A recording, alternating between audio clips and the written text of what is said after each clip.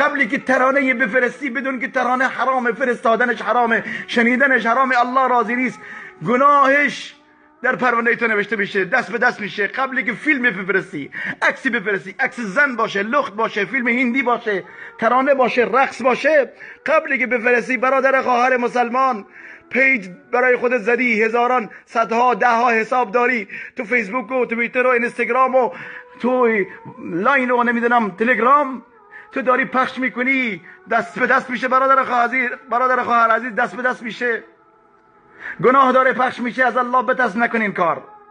فردا میمیری، ملک الموت میاد، مرگ خبر نمیکنه. برادر خواهر عزیز، مرگ خبر نمیکنه.